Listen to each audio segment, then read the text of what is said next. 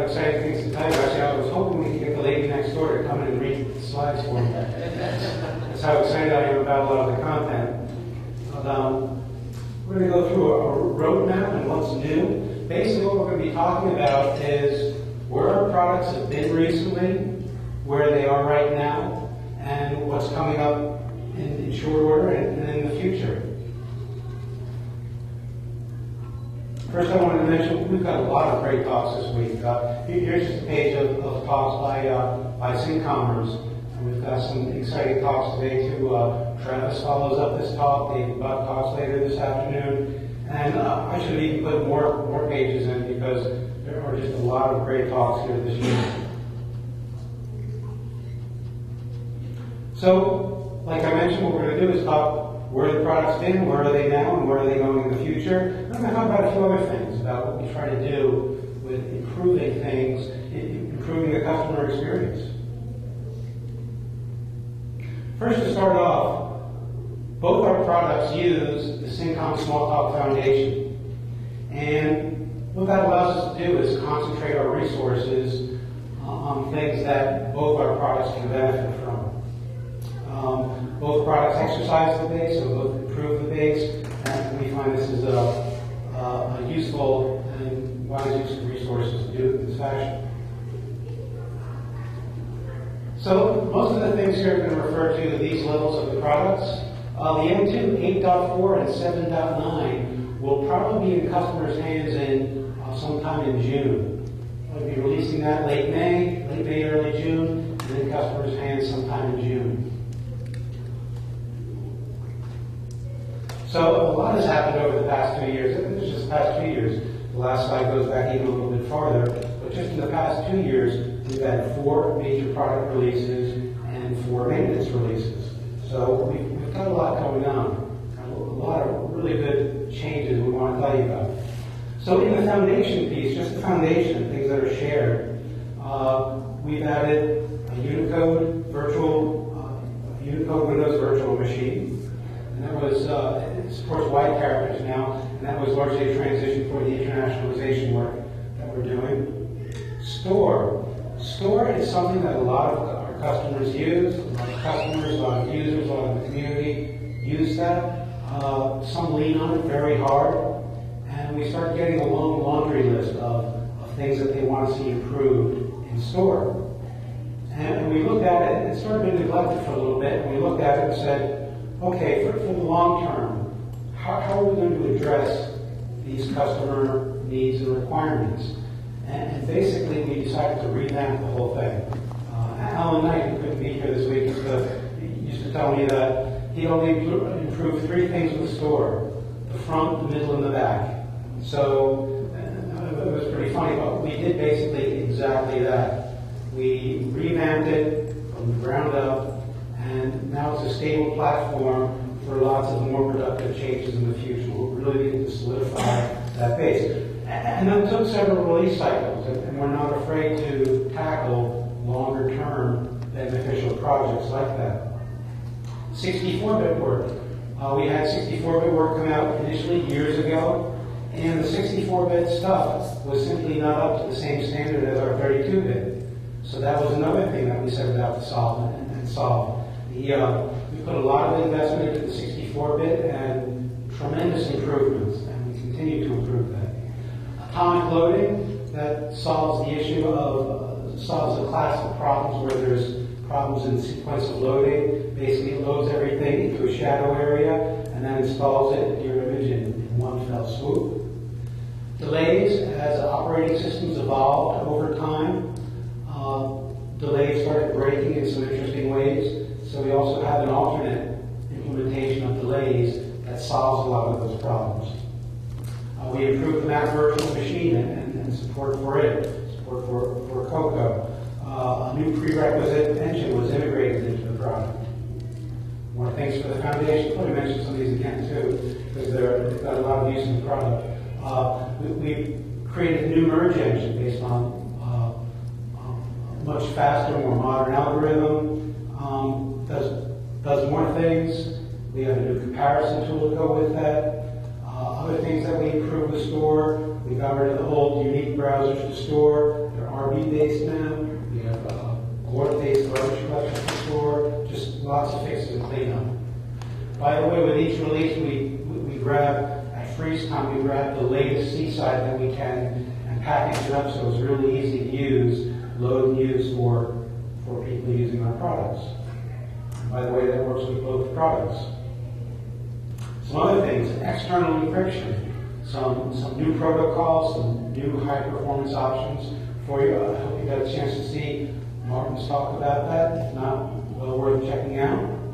Store, one of the things that we're focused on now, and you'll see in the next release too, are speed improvements. We've got some low-hanging fruit. We're going to continually, incrementally improving that over time.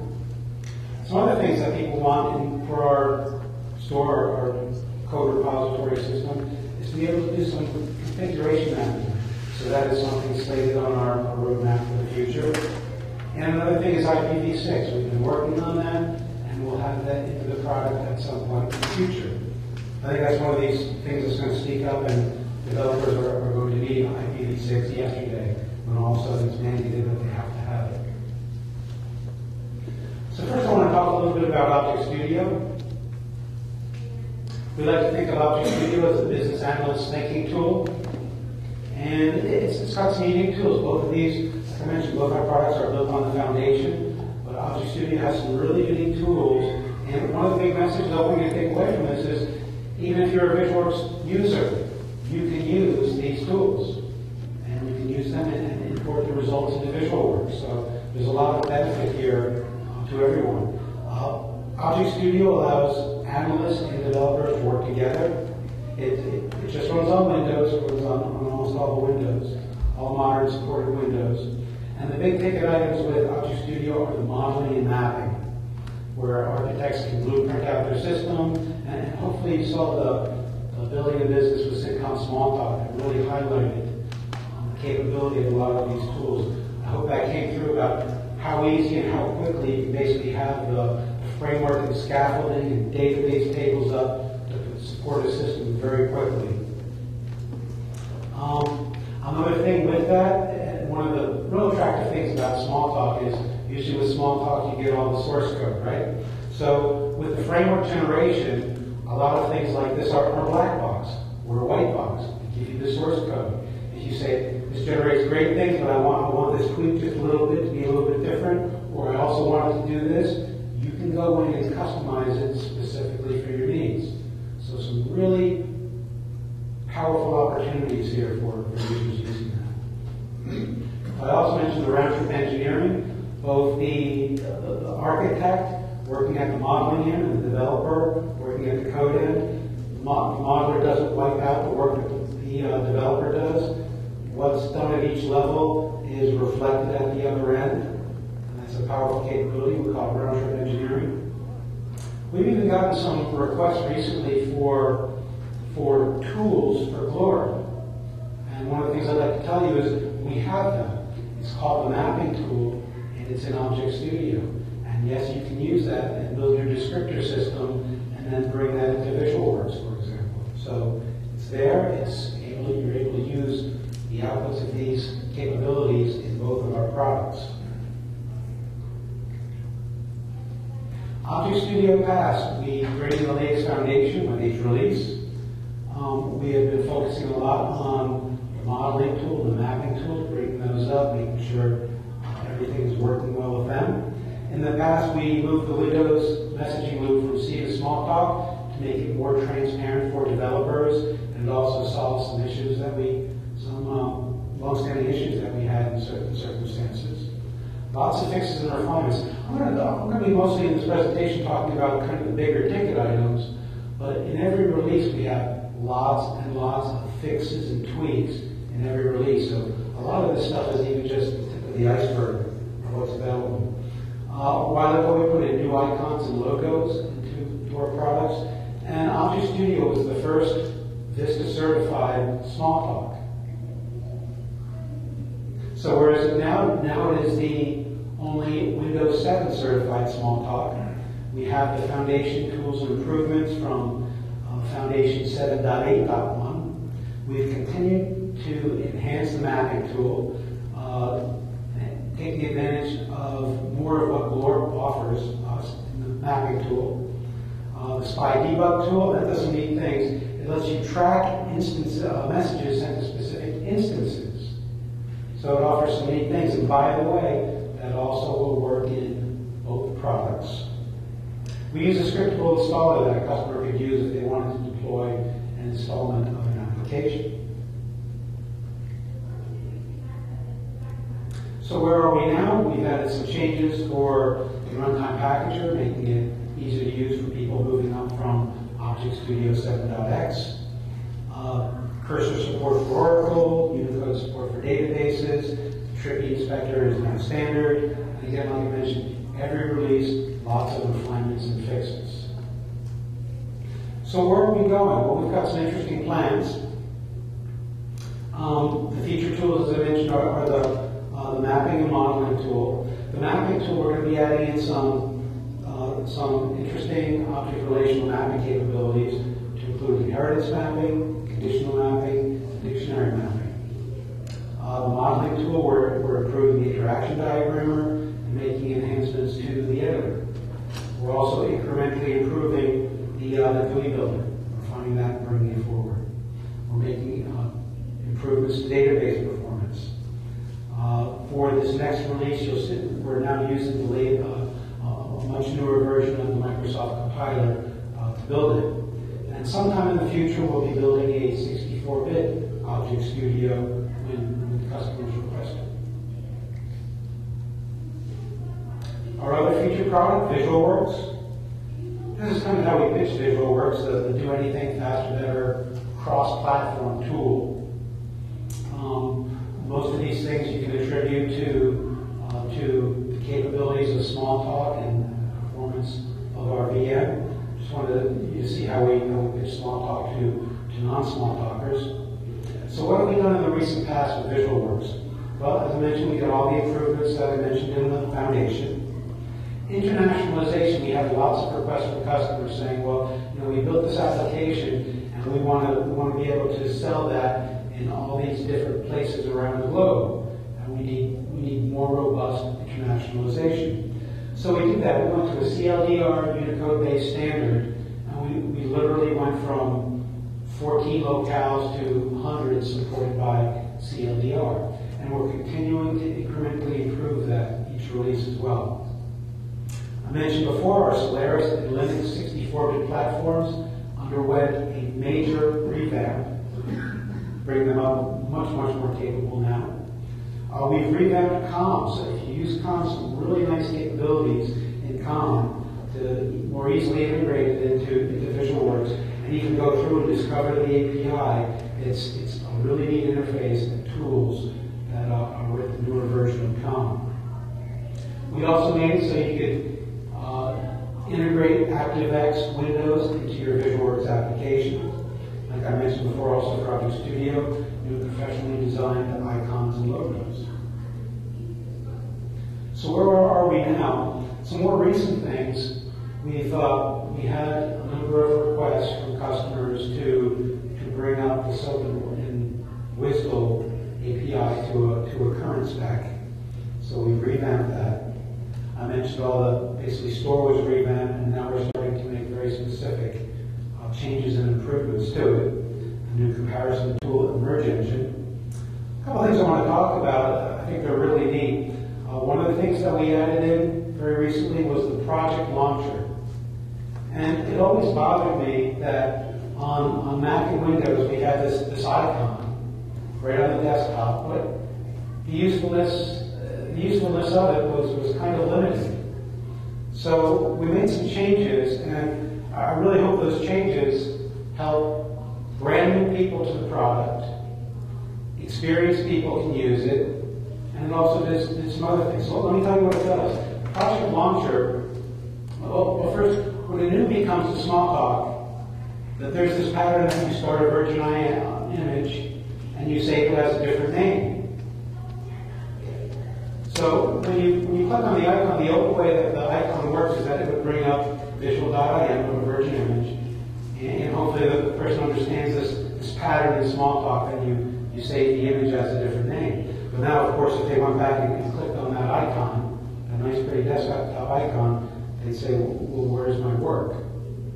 So we want to make it easier for people coming to Smalltalk and trying it out or evaluating it. So now when you click on that icon, it brings up a project launcher and it says, do you want to create a new project? Create a new project, give it a name. It creates a new image by that name for you. Next time you come back and you click on that icon, and you've got a list of all your projects, all your images. And they can launch it from right there. And that's where an experienced person, an experienced Smalltalker can go to. They can go to that and see a list of all their images and launch it. If they don't want to do that, no impact. It doesn't get in your way, which is an important thing to me. Another thing it does is it stores your images where they should be on the system, not in the read-only area where you probably shouldn't be storing them. It stores them in the proper place. So it solves a number of problems and makes valid use of that pretty desktop icon. One of the things, the recent things near and dear to me is called polycephaly. I like to joke polycephaly is what you get when you let your engineers name it. But it's a really fascinating thing. Today, it's almost impossible to buy a computer that's not multi-core. So several years ago, I challenged engineering. I said, I want a way that we can leverage those multi-core computers that everyone has. Because right now, you run an image, basically, you've got a 4-core machine, you're going to get a maximum throughput of 25% of that system. Well, who wants that? So the challenge was, give me a way to easily utilize all the cores in the system and make it Smalltalk simple. Make it Smalltalk simple. Really important, because I've done concurrent programming in the past.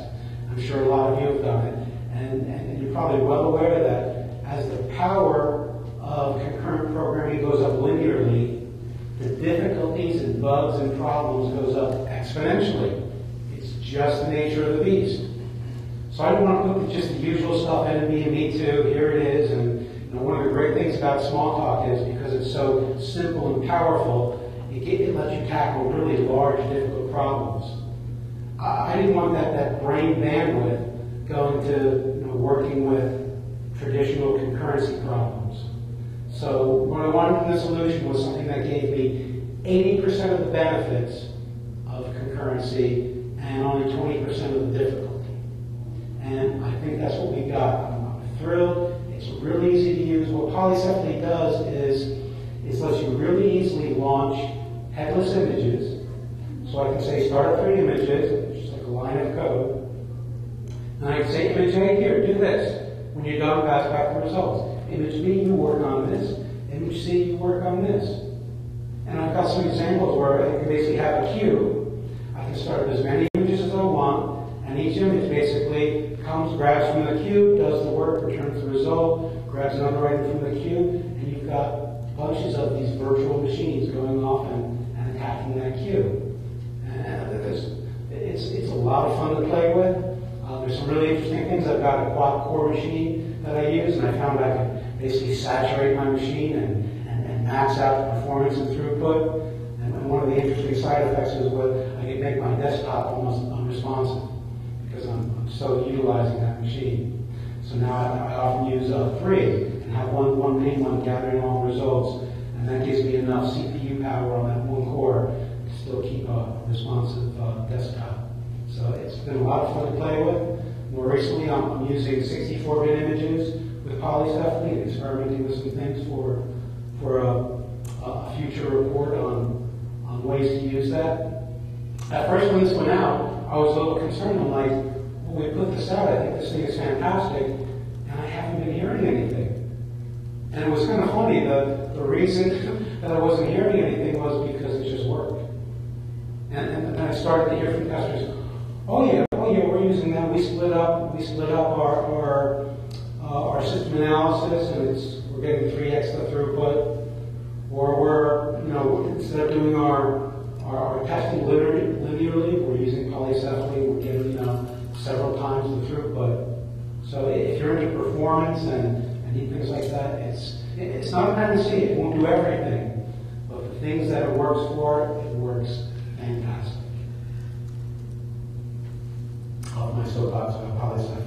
Great big lots of them. Internationalization, we're making improvements in the collation. Recently, we've made collation performance improvements. Recently, we've made garbage collection improvements in the incremental garbage collector. Hopefully, you got to see Andres Luke's talk about the interesting things going on, because it's really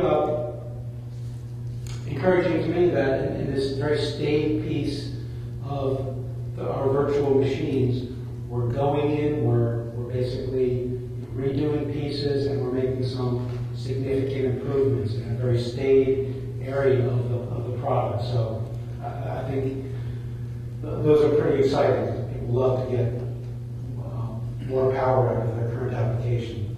Another thing we've done is our engineers have been working on something called X-streams, which is basically a new stream replacement thing. And one of the things we discussed, what's the value to us? The biggest value to us is if something like X-streams is adopted as a new Smalltalk standard. And it offers a lot of really neat things. So we basically open source that to make it available, and the developers continue to refine that.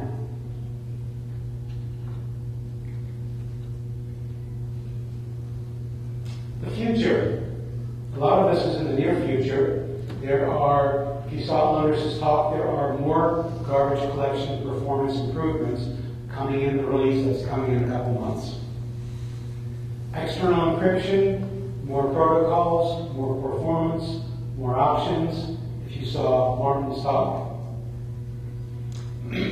Following this talk, Travis is going to be talking about skins. And I just love this technology. You know, there's always been, as soon as I started with Smalltalk back in the mid-'80s, there's always been this what's better, native widgets or emulated widgets. Both have their pros and cons. And in one sense, the skins work takes some of the best of both of those worlds. So it's really neat stuff. It also cleans up some of the areas and makes them simpler and more powerful. So some really good work going on in that area. Windows 64-bit VM has been moved to support it. It's moving to support it. Now, one of the things too, we had a number. We came out with that, put it into preview, the last major release. But we had some customers come and tell us, you know, we've built up our new applications on 64-bit Windows.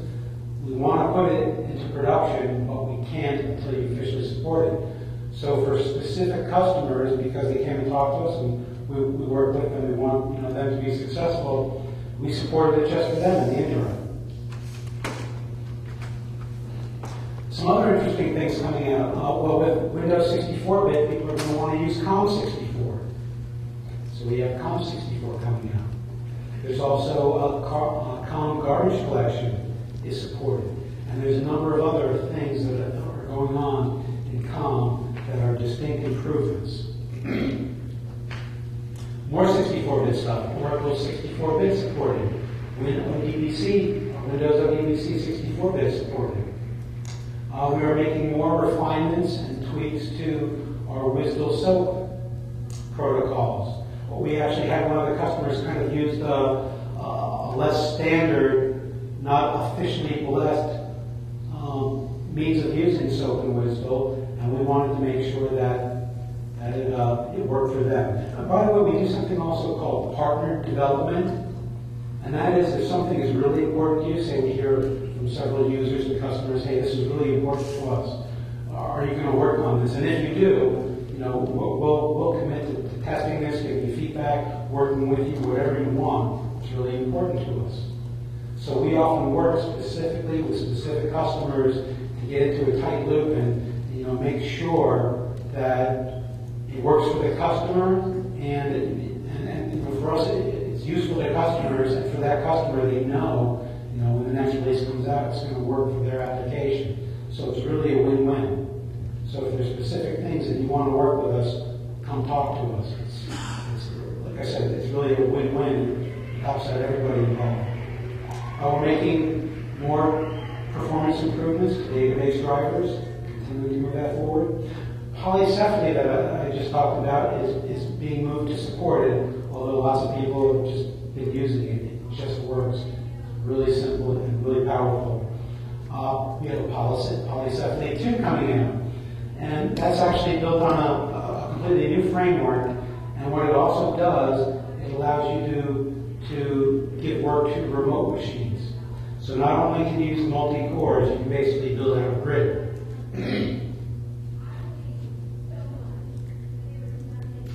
What else?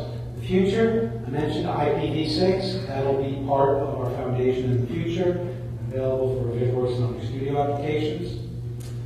Fluid positioning is some work for our GUI layout tool, and you're going to see that this afternoon. It's some really neat stuff that is very useful. Fonts, we've been actively working and looking at better ways to do fonts, and we want to basically move those forward. And we're looking at being able to utilize native fonts and the capabilities that they can give you sometime in the future. Another thing that lots of people use and rely on is our foreign function interface known as DLLCC. And we're going to look at it's very powerful. We're going to try to revamp some of that so we can make certain things easier for our customers and users. Windows 8, we've already started looking into Windows 8. One of the first things we did when the beta version of Windows 8 came out is see if our products would run on it, and they do. But then we're going to start looking into how we can take advantage of the Metro interface, and the API for Windows 8 is WinRT. So we have already started looking at that. Another thing, I know we've had some code completion work in goodies, but code completion we've been hearing is people would like to see that in the base product. Another thing that we are looking at and considering, if you have input for me on it, is WebSockets. And actually we have a bunch of things that I really can't tell you about, or Suzanne would shoot me on the spot, I think. So we've got some innovative, interesting ideas that we're considering. We want to start working with them a little more and see how they pan out before we specifically make announcements on them. But we want to be innovative. We want to bring new things. We want to keep Smalltalk moving forward. I want to mention about product changes. Where do they come from? And they come from customers, community users, engineering, support, sales, product management. In this list, notice the first 3 things. The first 3 things are basically people who use our products. Basically, if you're using our products and you have ideas, suggestions, requirements, I'm a product manager. I want to hear from you. I want to know what you think can make it better. I want to know if you have great ideas for innovative new things that'll help you and help move Smalltalk forward. If you've got a specific need and you think a lot of people are going to be needing something, tell me. I want to hear that. Those are often the highest priority things on our work queue. We hear things from support. Support is on the front line with our customers, and a lot of the things, for example, from them gets directly input to me. As a matter of fact, right now, before I left, I was talking with the support manager, and she's working with her team to give me a list, because we've been gathering information for our next planning cycle, where basically product management and the STAR team and engineering sit down and discuss what are the highest priority things and where do we want to go with our products. So we take all the input that we can, and we get a product manager. We try to come up with ideas. I try to come up with ideas. What can we do that's innovative? I mean, Smalltalk is all about innovation. So what neat, great things can we do to provide value for people who use our product? Oh, by the way, I want to mention, a lot of you know me, but I've been doing I taught myself Smalltalk in 1986. I've worked at a hedge fund, directing software development, all in Cincom Smalltalk. And I tell you this so that if you come to me and want to talk to me about things that you'd like to see in the product, I didn't come from, say, the marketing side and know nothing about real development. I've worked most of my adult life developing small talk, flying around the country, teaching people small talk, working as a sales engineer to demonstrate small talk to people, doing consulting in small talk, and working outside of Park Place and Object Share in Cincom, working for people doing where we ran small talk 24/7. So you can talk to me about it. I do have a programming background, so I won't glaze over when you start discussing some tricks. Our development process. One of the things I want to point out here is that just because something's not broken doesn't mean that we can't improve it. So, we've been going along for a while. When I became product manager, we didn't just sit back and say, hey, it's good enough, it's going along okay, let's just sit back on our laurels and just continue. No, so said, well, how can we improve things? So we try a number of things all the time. Some don't work out, and that's okay. We get lots of valuable and useful information from it. For example, a couple of years ago, actually several years back now, we tried a longer product cycle. So, okay, well, what happens if we make the product cycle longer? Can we get more, bigger, more powerful things into the product? And I know, from having been a customer, I know customers can't upgrade with every single release. So maybe it would be more beneficial. Let's try that out. We tried that out. We went longer. One of the problems we ran into is at the end of that, locking it down and getting out the door took longer than we wanted. Well, we wouldn't have learned that unless we tried that. Another thing we did during that cycle is revamp the engineering development process and improve it in a whole number of ways. So we wanted to be more lean, more agile. A lot of things came out of that. For example, we do weekly builds of the foundation of the product. Those weekly builds are available to people on our development. We have VW Dev and OST Dev. And basically that's made available to customers who want to see the new things, see if they work, give us feedback. One of the things that we continue to add and refine that process, we add more tests. Because when we do that weekly build, we run a whole suite of tests to flush out any problems more immediately and make it automated so we can easily discover those. I mentioned we have something called partner development, and that works out really well when a new feature is really important to someone and it's important to us, making sure what we deliver is useful to our customers. One of the areas that we want to move store forward is doing more configuration management. Well, we're not just going to build something and say, here you go, hope it works. We're actually going to use that in-house first. So we're going to be doing the dog food, eating our own dog food. We're going to make sure that it works because it's got to work for us. By the way, with this sort of the configuration work, about a year and a half ago, the engineering manager, Alan, and myself, after one of the conferences, we did what I call a store tour. We went around to several customers that were really heavy users of store and sat down with them to understand how they use the product, what custom things that they use, that they rely on, to make sure that we understood before we embarked on all these new things for store, that we understood how the customer was using it. And that's basically driving some of this work right here. Release changes. We had a lot of nice things. Basically, we came out with 2 releases a year, and we put a bunch of new feature items in that.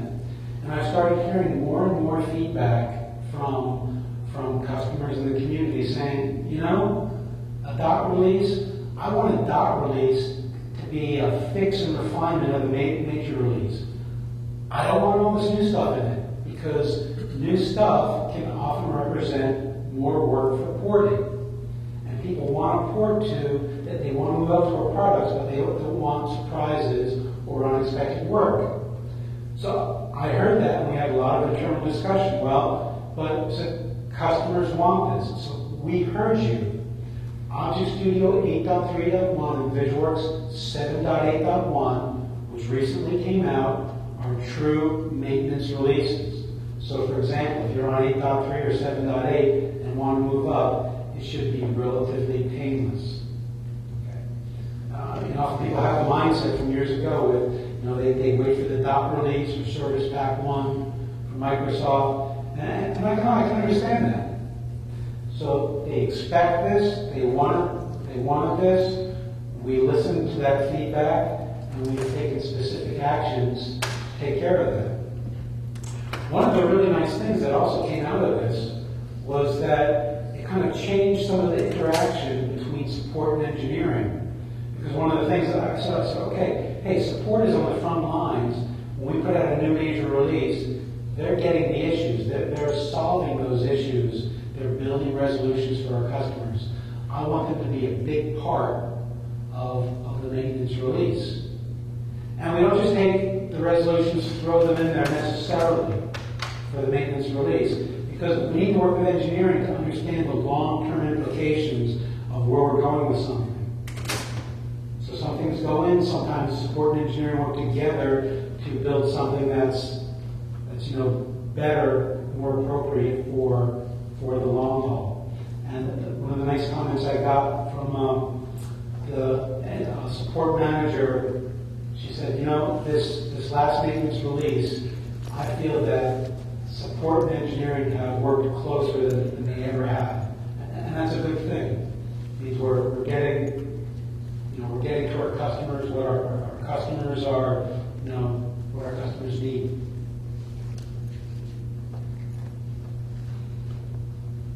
In the future, we're still going to have an annual major release. In between that, we'll have at least one maintenance release for each product. Support will continue to do resolutions, and another thing, getting feedback from customers. They're also going to be building resolution bundles, where sometimes if you took every single resolution, there's potential for some conflicts. We experienced that in one cycle, so we went about to solve that, and we are also going to be providing resolution bundles where you can basically load all those resolutions together that we've made sure work together appropriately. Some other things that you heard about both from Suzanne and Georg is that we're getting more traction within Cincom for Cincom Smalltalk, which is always a good thing. And sometime internally, like someone said, that can be even harder. Channel Stream is a document printing solution that is built in Cincom Smalltalk, and it is another product. Also, you saw the presentation by Georg about the new Synchrony work that coordinates the work with several other products, and basically Cincom Smalltalk is the glue that makes that all work in exciting new ways.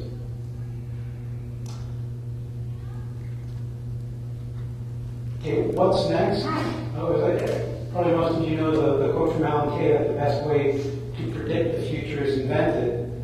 So if I can paraphrase that a little bit, what's next in our product? The best way to predict that is for you to have a conversation with us. Tell us what's important to you. Tell us what you require. Tell us what you need. Send those to any of us. I'd be thrilled if you send me an email of your wish list, your desires, your requirements, your pain. I want to know about that on athomas@cincom.com. And of course, if you send it to Suzanne or any people on the SMART team, Jeremy, it'll also find its way to me, and it's really important. So what I hope you got out of this is that first, we've got a lot of exciting new things in the product. We're doing lots of work. We've got a lot of engineers. We're really moving forward with the product. The second thing is that people who use the product, we want you to tell us.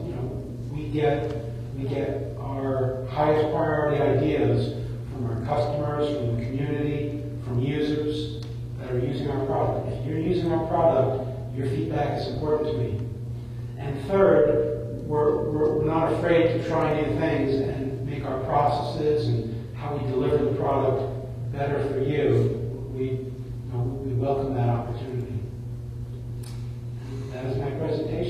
very much.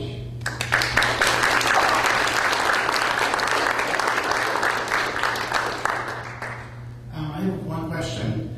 I'm back here. There are basically two big trends today in computing.